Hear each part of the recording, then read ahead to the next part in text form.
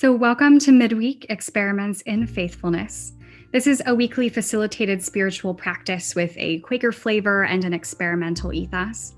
So, my name is Jen Higgins Newman, and I'm the program manager here at Beacon Hill Friends House, live from our library. This is not a green screen. Beacon Hill Friends House is a Quaker center for learning and action and a residential community of about 20 people who live according to Quaker values. And tonight we have Briana Halliwell with the practice Learning to Follow Your True Heart's Call. So in a mixture of a body-centered grounding meditation followed by a heart-led check-in where folks share what's laying heavy on their heart, this practice will unfold in our time together and be open to movement of spirit. Briana is working in the framework of Joanna Macy's The Work That Reconnects spiral of coming from gratitude, honoring our pain for the world, seeing with new eyes, and going forth. Briana is a young adult friend who grew up in Quakerism and seeks to defy the boundaries of our faith by connecting people to the root of the spirit and helping them to remember their place in the natural order of life. She has worn many hats in the past: zookeeper, editor, freelance writer, and is now stepping fully into the role of traveling minister, whatever that may entail. Again, welcome. We're happy that you've joined us, and Briana, it's all yours. Right out of the gate, I'll let you know that I have not done anything quite like this before, and it feels like a growing edge for me to lean into this kind of an open-ended spiritual practice. And I trust that all of you in spirit will help to guide whatever the practice may be tonight. I will start by just sharing a little bit about what is laying on my heart at this time, and then we will break off into small groups, and I'll invite each of you to share in a similar way, or as spirit moves through you to share. But before I do that, I'd like to start with a bit of a grounding activity. So if you're sitting in a chair and you're able to put your feet firmly on the ground, or at least have some part of your foot touching the ground. I'm cross-legged right now, so it's the edges of my feet for me, but I'll put my palms on the ground. Try to sit up with a straight back. And if you're comfortable closing your eyes, go ahead and do so now. And just start to feel the breath move through your body. Let's start with taking 3 deep breaths together. Exhale everything out until there's nothing left inside.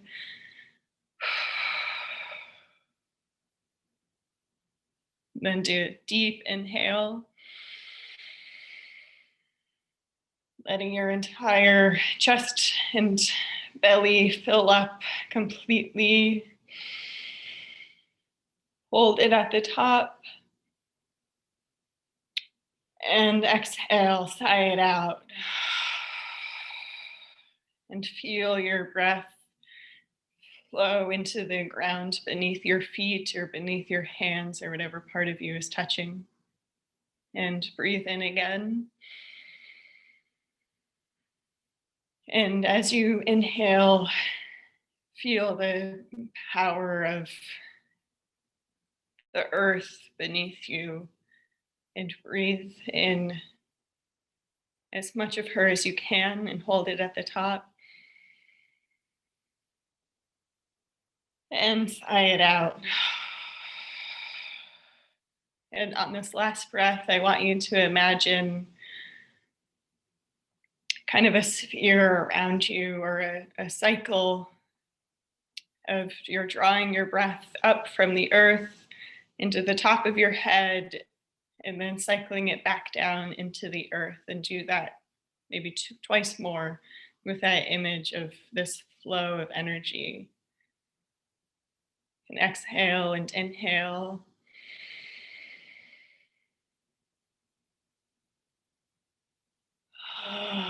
And let it out again.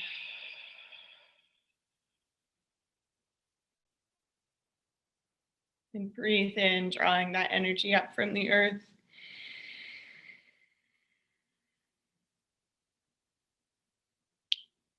And let it go.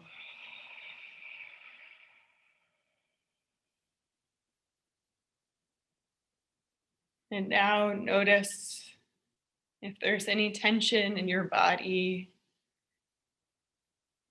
You can do a body scan starting with your toes and working upwards into your feet and ankles. Moving into your lower legs, your shins and your calves. Maybe tense each calf at a time. Just really feel the solidity of them. And into your knees. And breathe into your upper legs, your thighs, and your quadriceps. Moving into your hips and your buttocks and your low back.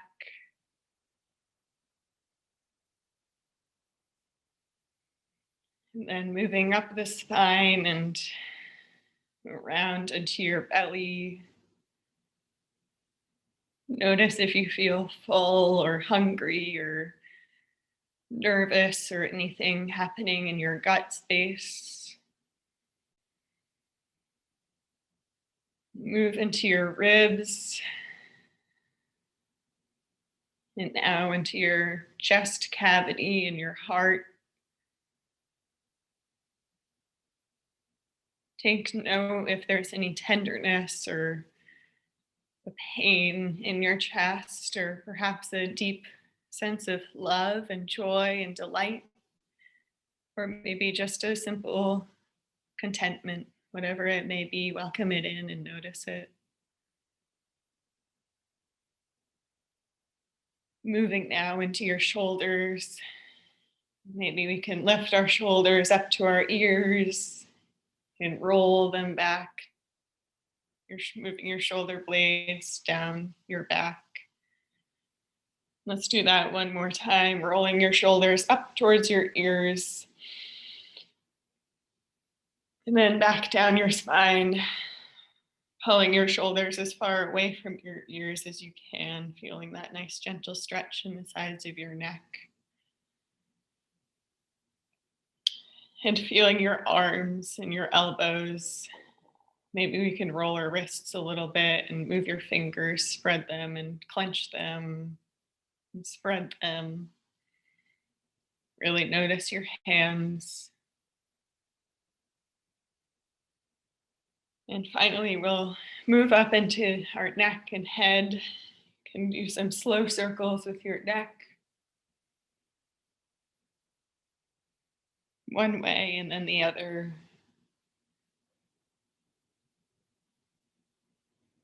Really just noticing if there's any tension there, any stuckness in your throat, anywhere that needs to be released. And moving now into your jaw. You can open it wide and move it around a little bit.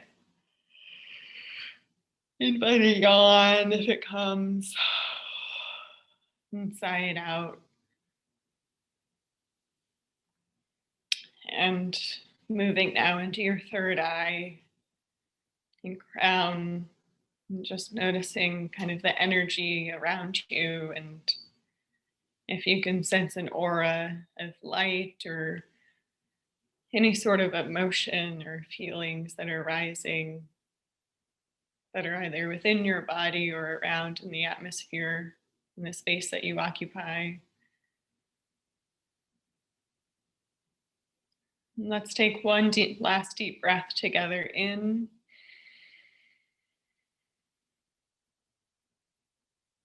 And really sigh it out.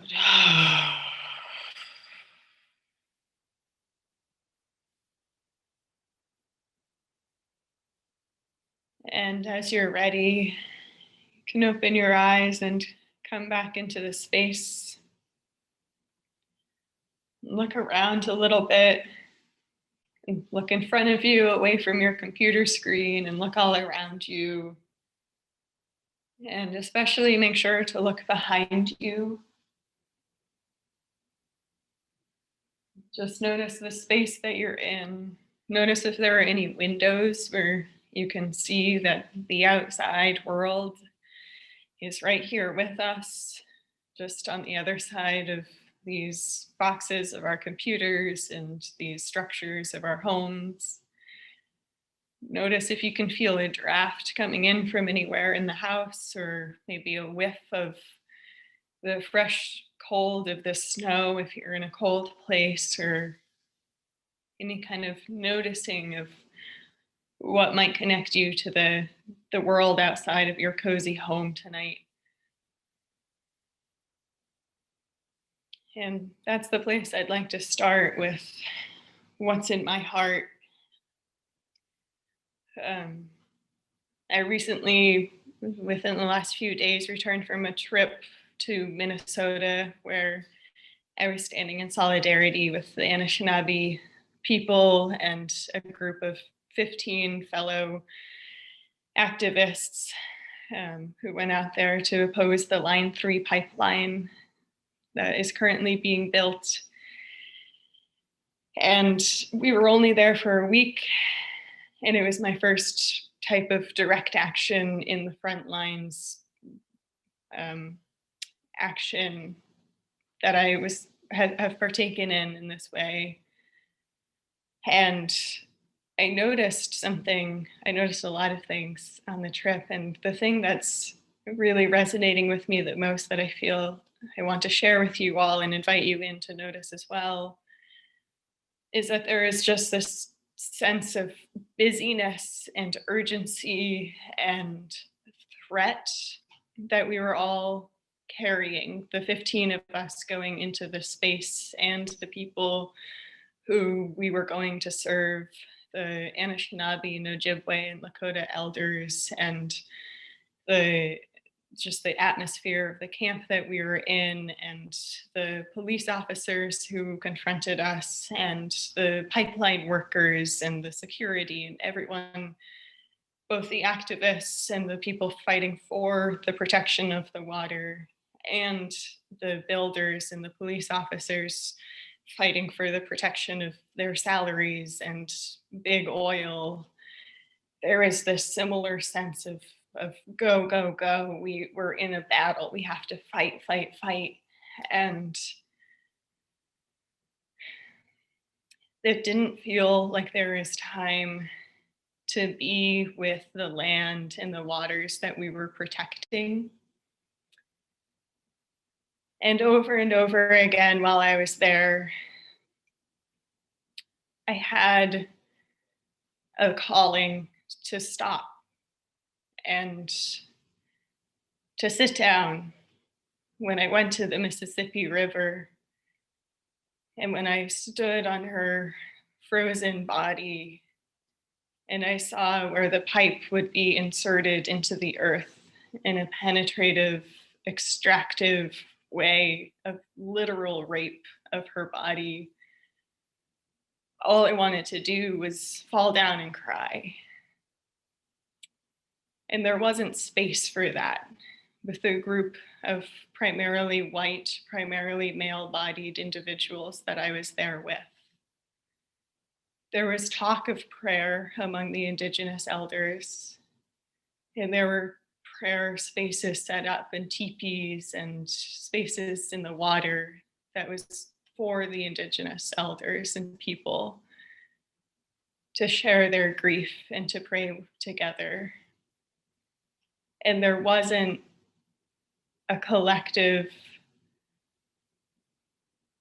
agreement among the group that I was with that it was essential that we pray with the water and that we are present with the earth that we were there to protect. And since returning home, or to Vermont, which is as close to home as I'm able to get at this time, my home is in Maine, on Wabanaki land. The walks that I've taken and the times that I've sat to pray I've asked the earth what she wants from me, from us. And the answer that I've continually received is love me, be with me, sit with me, cherish me. And I've been sitting with the stark, harsh reality of the fact that we are losing the earth, that we have destroyed and are continuing to destroy her body and her sacred fabric of life. And in that process, there are so many of us who see the damage and feel the pain, and we fight and we go out and we vote and we go on to these direct action movements, and we try to change our habits and our patterns, and we tell our friends what to do and what not to do, and we go to court to engage in the legal process of trying to get rules and laws changed. And we do all of these things with the sense of urgency and hastiness, and all the while our dear beloved Mother Earth is crying out for our presence, just asking us to be with her. And I've had this metaphor in me the past few weeks of the earth as a dying friend.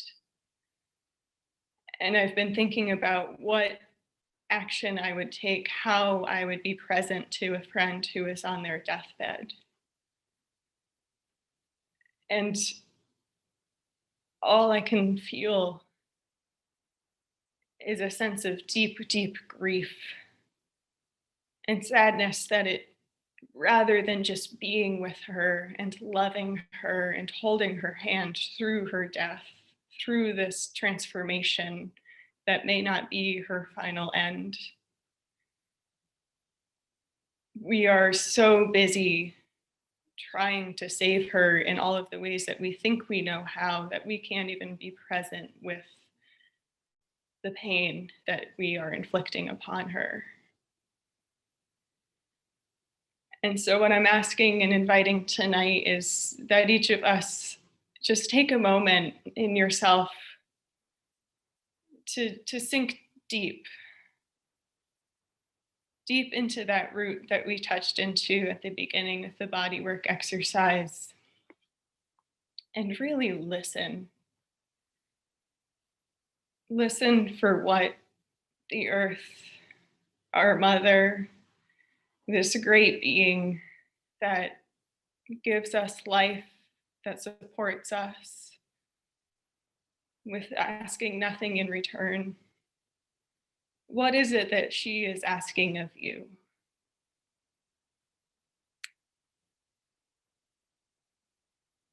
So I'll invite us into some silence. And after maybe 3 minutes or so, I'll ask Jen to break us off into groups of 3 so we can share what rose for us in this asking our mother what it is that she wants us to be or do in this time of deep reckoning and acknowledgement of the harm that our species has caused to her, that we continue to cause to her. And how can we be with her in this pain of dying?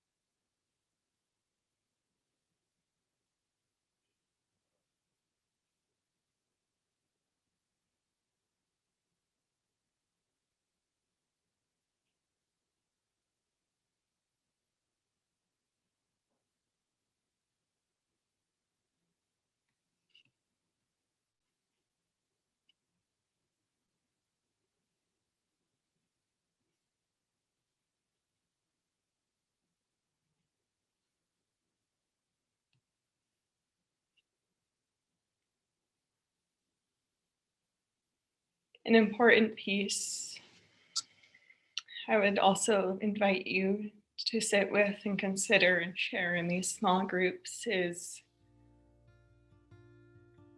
how can we rejoice in the beauty of life on earth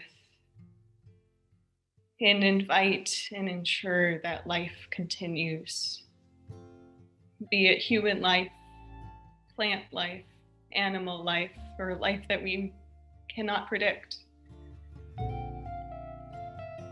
Because it's not up to us whether the earth lives or dies. It has nothing to do with us. But there are things that we can be, ways that we can be, that honor and respect the life that she is living with or without us.